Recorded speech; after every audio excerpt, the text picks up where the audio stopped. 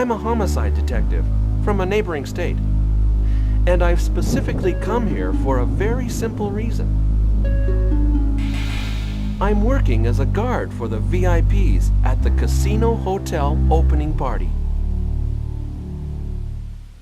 From that stellar opening, you can only know that you're playing Countdown Vampires, developed by K2 and released by Bandai in 1999 for the Sony PlayStation.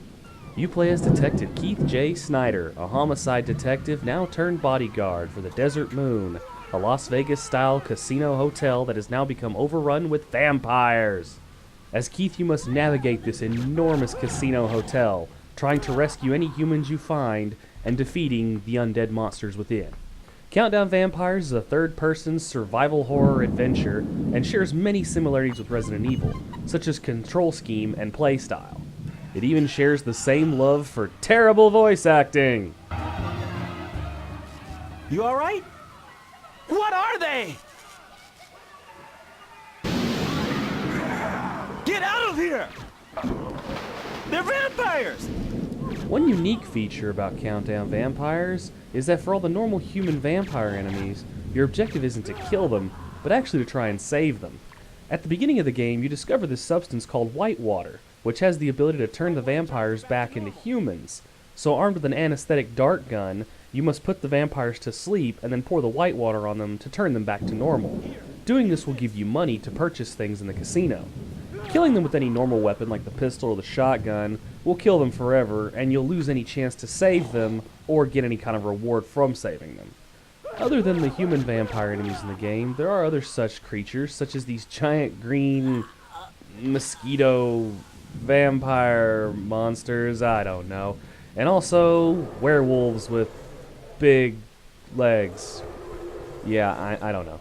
Unique to Countdown Vampires at the time was the ability to switch weapons on the fly and have a live reload. So you wouldn't have to go to the menu and tediously switch weapons, or have to wait for you to empty the clip in order to reload your weapon.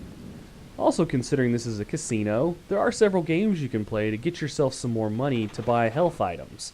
You can play slot machines, and also you can play roulette, which is a very lame version of roulette, but hell, whatever, you can play roulette.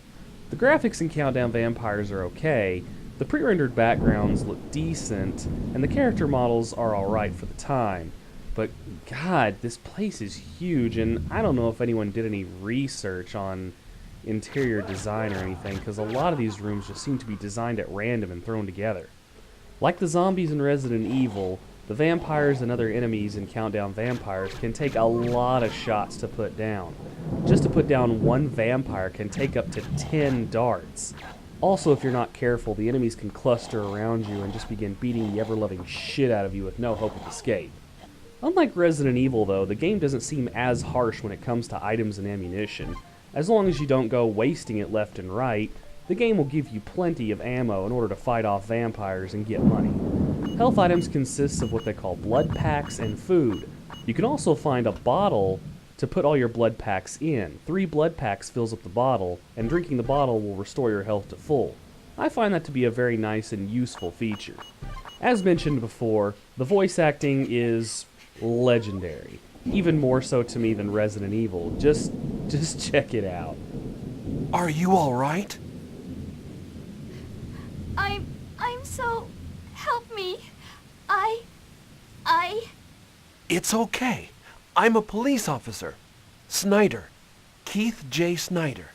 Oh, police officer? Misato, I told you to wait. But somebody came. I thought it was you and came to see, but it was a man all dressed in black. I got scared. Oh, that's not good. Misato, I'm going to take a look up ahead. You stay here. I'm scared to be alone, Keith. You've got to stay here. What the hell was up with that little hand motion? That had to be the queerest thing I've ever seen in a video game. As goofy as it may be, I find myself enjoying Countdown Vampires more than I should. The game tends to be overlooked and looked down upon as a Resident Evil clone, and it does share a lot of the same elements as Resident Evil, but also adds some new features in order to make itself stand out.